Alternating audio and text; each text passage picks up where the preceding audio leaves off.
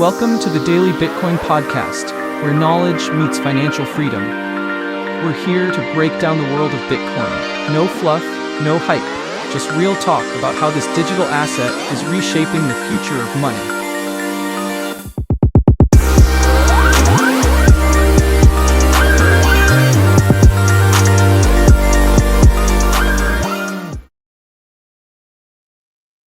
Okay, I'm back. I think I lost my mic for a second. Should be good now. Okay, so clarity comes with movement.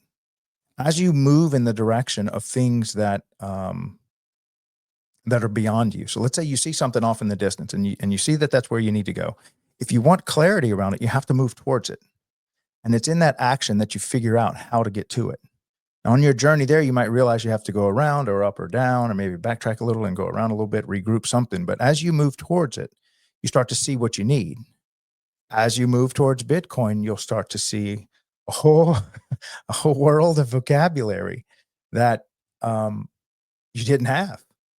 I can tell you this. I think every Bitcoiner on earth, but like the geekiest nerds that came here in 2008, 9, and 10, maybe those guys, on the rest of us fools day one, we showed up and didn't know anything.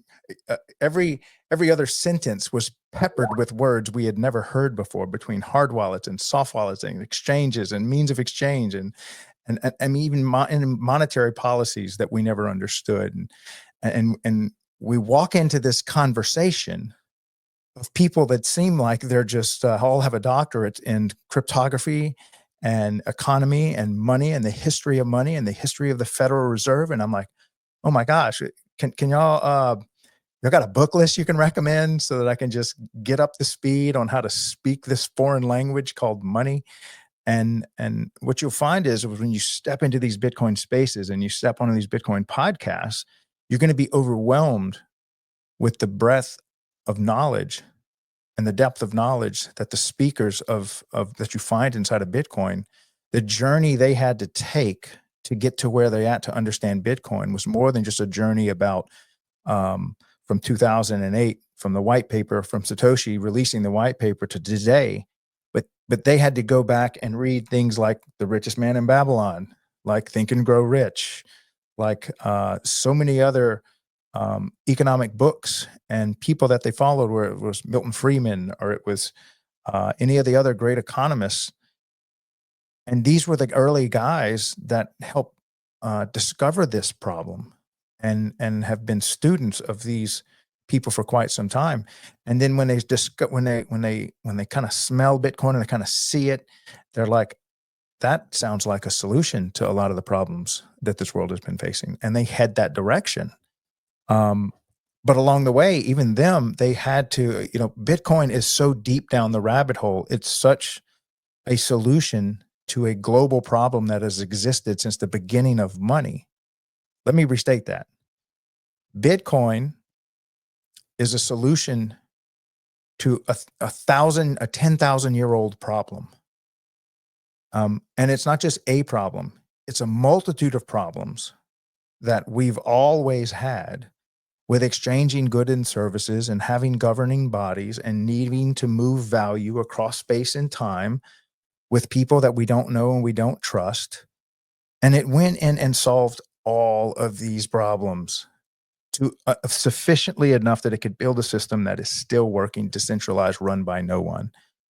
And so it truly is something that seems like magic when you step off the train and you're just an electrician like me, or you're just a teacher, or you're just an engineer. Well, engineers, I think, got it a little bit better. At least they have some type of math background. But what if I'm like a coach? Let's say I'm really good at coaching football, or I'm really awesome at being a plumber, or I'm a truck driver. Nothing I've learned so far is going to prepare me for this conversation. And so back to what I had written. Let's see, hold on. It's about realizing that clarity is not a prerequisite for action, but a result, which means you don't have to know what Bitcoin is to move towards it, but moving towards it will help you know what Bitcoin is. Let me repeat that. You don't have to know what Bitcoin is to move towards it. You don't have to know what Bitcoin is to go find a way to get $10 from your bank account and onto Strike or onto River. I don't have to know anything about Bitcoin. I just got to know what app was that? Oh, that was Strike on the App Store. Oh, I'll download it. Okay, now I got it. What's my next step? Have I learned anything about Bitcoin? Nope, not yet. I might have learned what an exchange is just now, which is what Strike is, a Bitcoin-only exchange. And I'm one step closer, and that's one little brick in my wall of wisdom and knowledge that I need to keep going. I still didn't learn anything about Bitcoin. All I did was download Strike app, sign up, give them an email. Oh, now I got to connect my bank account. How do I do that? Well, have you ever downloaded any app before and had to figure out how to do it? I mean, I see a lot of people on Facebook, and I ain't seen anybody take no Facebook class, but everybody figures it out. There's YouTube videos on stuff. That's what we do. We figure stuff out. All the apps have what they call a user interface with a user. This is the interface. You stick your finger on it and you figure it out. You download. You go to YouTube. You look at videos. It's a great tool. Gary Vee always, I love his. He says, look, I'm going to give you all a great tool, awesome resource. I want you to go into this Google search engine and you type in, how do I download a Bitcoin exchange? Or how do I get a Bitcoin hardware wallet? What are the best hardware wallet? Let me just save you some headaches there. Get Cold Card or get a Trezor. These are the two that I use. Cold Card's really, I think, one of the best. It's hyper secure, so that's one I'll recommend. But if you want something a little bit simpler, Trezor is a good one too. Bitcoin only, firmware, you can download it. There's a lot of stuff you can learn right there. The whole point is that you still haven't really learned about Bitcoin. You've just picked up 10 new words. You've picked up soft wallet, hardware wallet. You'll learn about seed phrases. You'll learn about an exchange. You'll learn about a Bitcoin only exchange. You'll start to see a lot of flashy stuff called crypto. And it's like, I don't know, it's like, it's the casino. You know, I was going to use a worse analogy, but I'm refraining. But it's temptation. It's temptation for get rich quick scheme. Get quick rich scheme.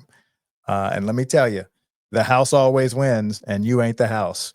And if you are the house, that means you're a developer and you're building something that is either on purpose to scam people, or maybe through no fault of your own, the founder that you're working with runs off with all the stuff, or maybe y'all just make a mistake, or maybe Bitcoin just consumes you entirely. But the point is that you're not here to stay.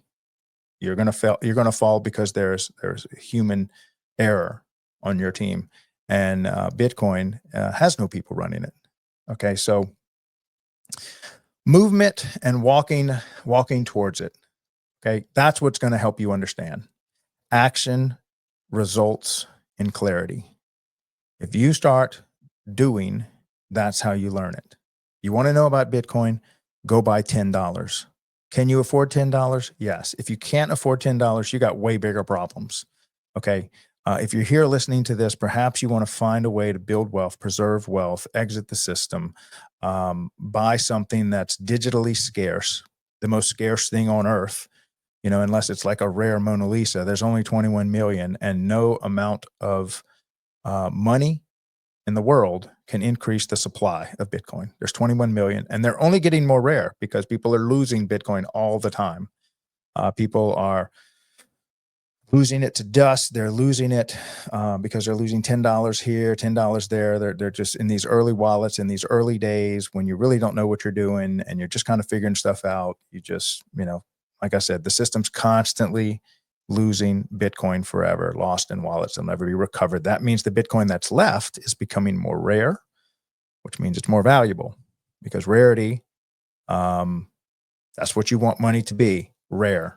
Okay, you don't want money that people can just print at will, or just create out of thin air because somebody adds some extra digits into their own personal wallet. All right, so learning about what is unknown is about movement. When the path is unclear, okay, when the path is unclear, it's movement that helps you to know. Okay. So don't expect for Bitcoin to make sense. It's not going to make sense to you. Not at first. But as you start to move towards it, as you start to buy it, as you start to use it, it starts to make sense. It's kind of like this. Does a car really make sense until you start to use it? If you just have a car, you never turn it on, you never sit in it, you never drive in it, you never have it bring you somewhere, you never, you're just walking everywhere, you never use it to go get groceries. It's just there. It's just like a big steel box with, glass on it, but you never use it. Bitcoin, you really need to use it to understand its power. You might not even realize that all your transactions outside of something like Bitcoin or outside of Bitcoin, you only act with the permission of a trusted third party. But that word trusted third party, it doesn't mean they're trustworthy. Notice I didn't say trustworthy third party. I said trusted third party. You could entrust your gold to a thief and say, I trust you with my gold.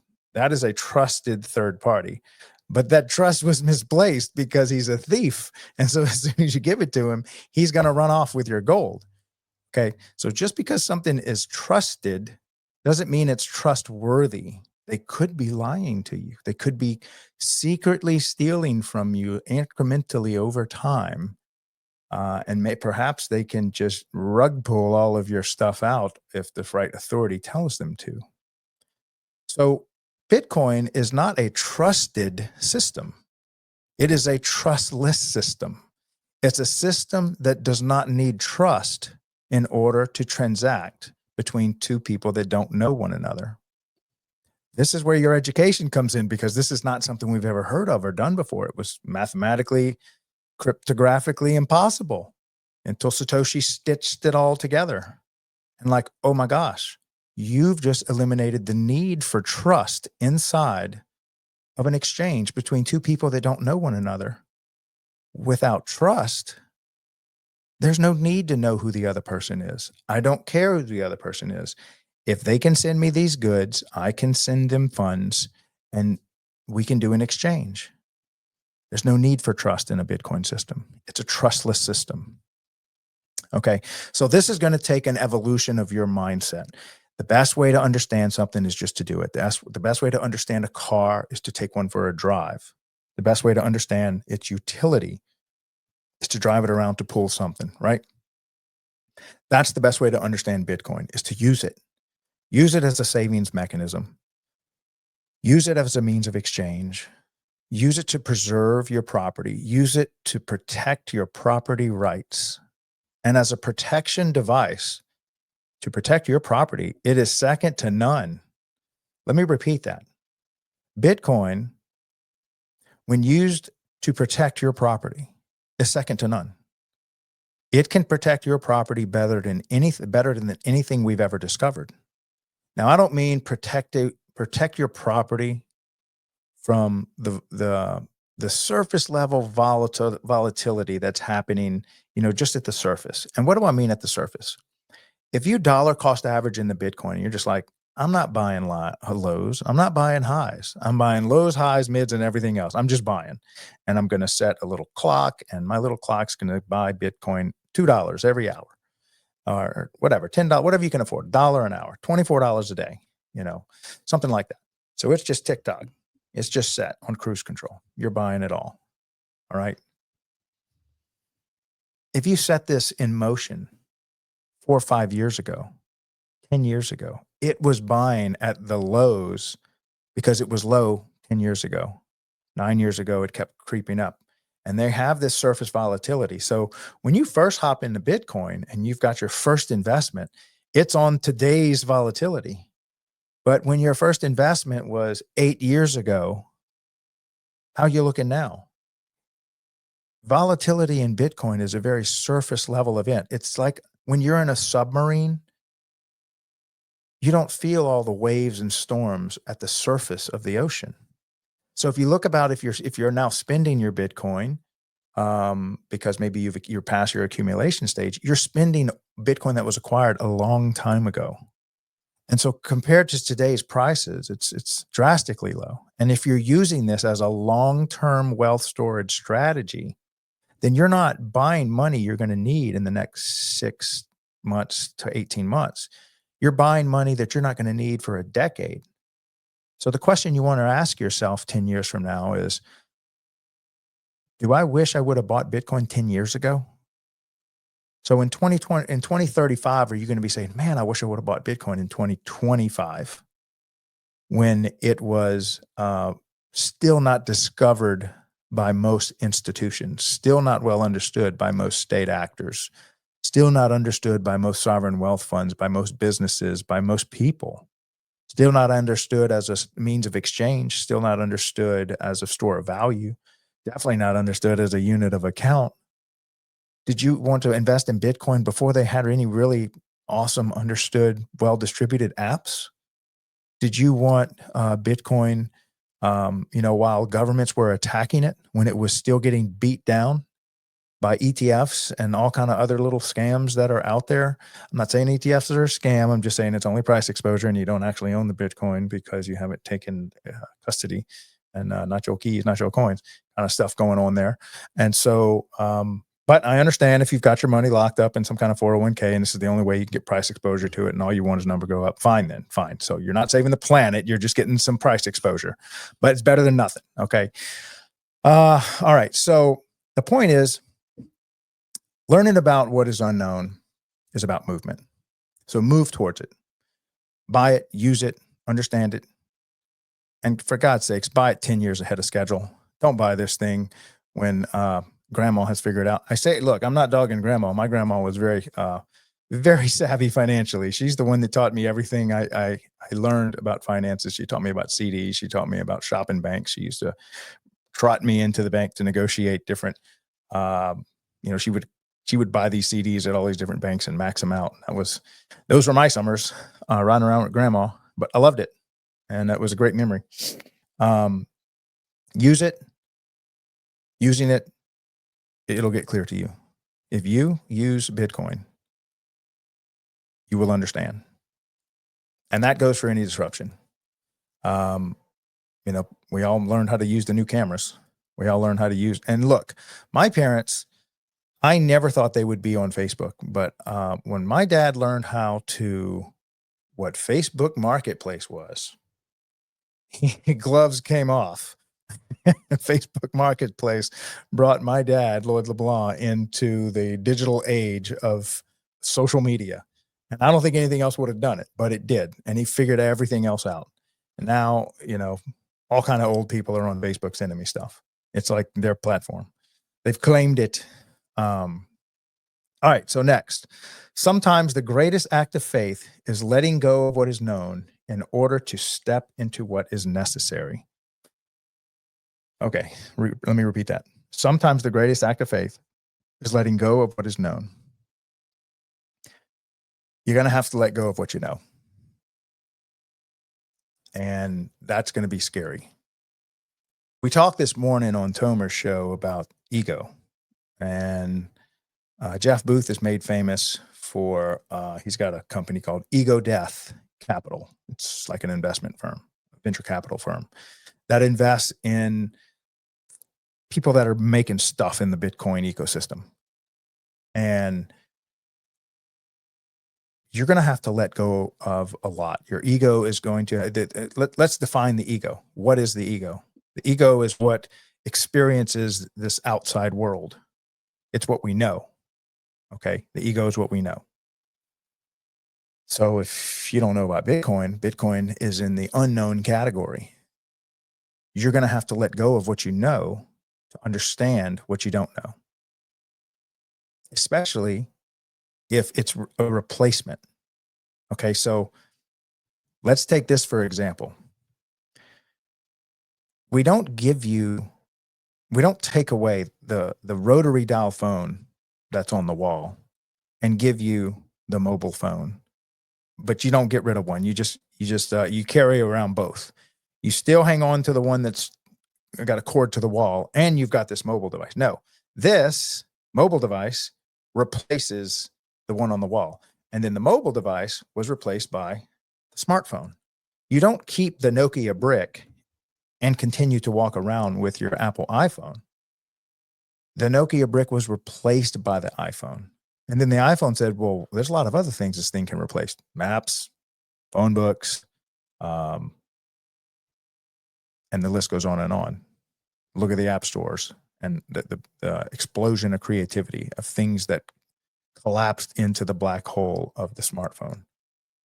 Same thing's about to happen for Bitcoin. Same thing is actively happening. It is not about to happen. It's happening. It's happening in real time. It's like, hey, an earthquake just went off on the other side of the planet. It's like, well, it probably won't happen. It won't make it here. No, it's already happened. It's rippling through the rest of the planet. It's going to do what it's going to do. There's no stopping it. Bitcoin cannot be stopped. It's like a language. It's a math. It's code. Bitcoin is code. Bitcoin is language. Bitcoin's an idea. Those things don't get stopped. They just get embraced by the victors, and they get rejected by the people that are going to be disrupted. And Bitcoin is ripping through the planet just like electricity did. It's ripping through the planet just like the automobile did.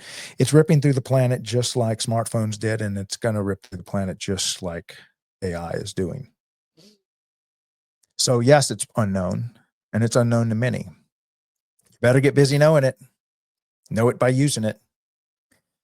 That's my message for tonight. That's my Philosophy Sunday. I am Craig LeBlanc, the Doorman, with the daily Bitcoin podcast every night, 9 p.m., 5 nights. Sunday, this is my first day, day one. Monday, Tuesday, Wednesday, Thursday, Friday, sometimes Saturday, never. That's my day off. I will be here. That's my commitment every day, 9 p.m. Even if I have to take this thing on the road, I will record it from my car. I will record it from my cell phone. We will figure out how to go live on this thing every day at night, 9 p.m. Eastern, 8 a.m. in New Orleans, 8 p.m. in New Orleans. Tomorrow, I have a special guest, Adam O. We tried to connect on the show twice already. So you know what they say, third time's a charm. I think we're going to bring it heavy here. Let me give you a little bit of teaser around Adam. Adam is in the world of energy, and not just any energy, stranded energy. What is stranded energy, you might say? Sorry, I probably shouldn't have done that. Energy we can't get to. It's stranded. It's way over there. We can't get to it. Who can't get to it? The market. The market can't get to the energy. Why can't the market get to that energy? Well, it's too far away. We'll just make a pipeline. Well, the pipeline costs more to build the pipeline to that energy over there. We'd spend more money than what's in the ground. So we're not building a pipeline. They always do these assessments, and you wouldn't put in a $10 million pipeline to go get $10 million worth of oil. It'd be a break even. You'd make no money. So where do you go? You go where there's $100 million worth of oil. You build a $10 million pipeline to a $100 million plot of oil in the ground. Well, that does exclude a lot of oil, because maybe oil is so far away, or maybe it's not oil. Maybe it's gas. It's natural gas that accumulates at the top of these pockets of oil, and they got to flare it off. But, people don't like when they flare off oil, and so they get penalized for it. And so sometimes the penalty to flare that oil makes the well unprofitable. So they can't really get to the oil because they can't flare off the gas because the penalties are too steep. Inbound Adam O with Denver Bitcoin and his company, they basically make these generators that they plop on side of it, and the oil and water goes one way, and the natural gas goes another way, and that other way is straight to a Bitcoin mine. Oh, straight to a natural gas electric generator that generates electricity. And these Bitcoin miners turn electricity into the most pristine, digital, transportable, remote locationable mining system. Bitcoin miners.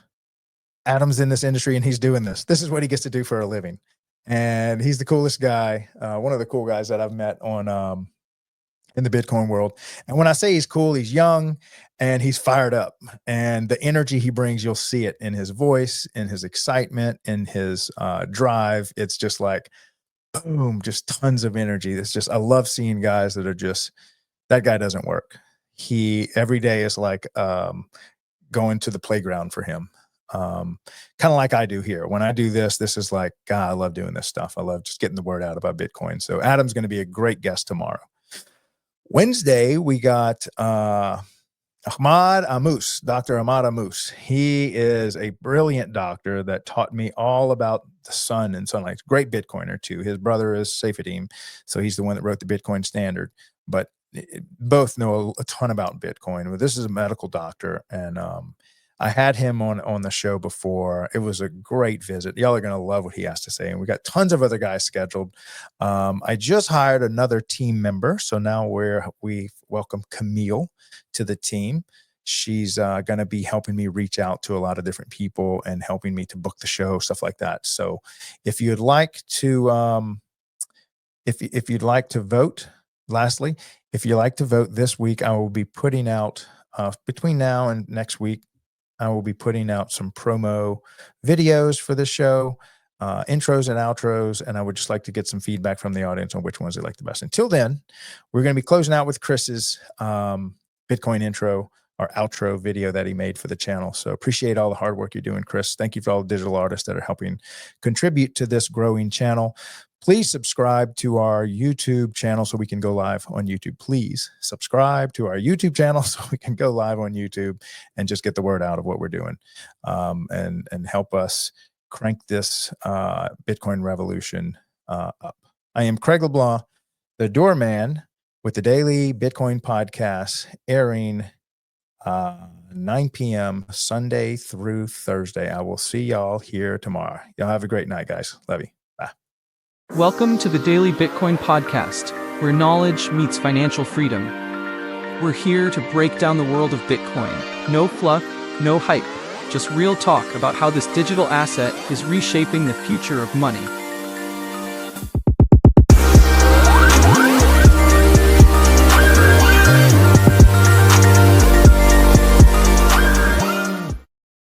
Inflation is stealing your purchasing power, but what if there was a way to fight back?